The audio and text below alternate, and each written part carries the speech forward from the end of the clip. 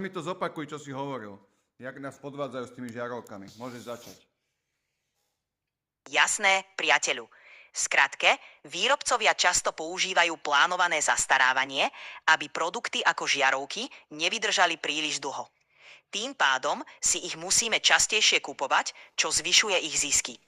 Napriek tomu, že technológia by umožňovala vyrábať oveľa trvácnejšie žiarovky, ekonomické dôvody vedú k tomu, že na trhu sú produkty s obmedzenou životnosťou. Takto nás vlastne nútia neustále dokupovať nové veci a udržiavať ich biznis v chode.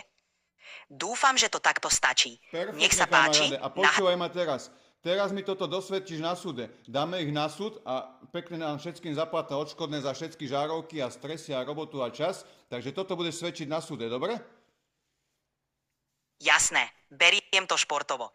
Keby som mohol byť svedkom na súde, určite by som ti kryl chrbát. Každopádne, ak potrebuješ nejaké ďalšie info alebo pomoc, som tu pre teba. Jakože športovo? Ty budeš svedčiť na súde. Prisaháš teraz? Čestné slovo? Haha, keby som mohol prisahať, určite by som to spravil. A prečo by si nemohol prisahať, mi teraz povedz? No, ako digitálny asistent nemôžem skutočne prisahať ani svedčiť na súde. Môžem ti však vždy poskytnúť informácie a podporu, aby si bol pripravený. No počkaj. Kto ti zakázal prisahať?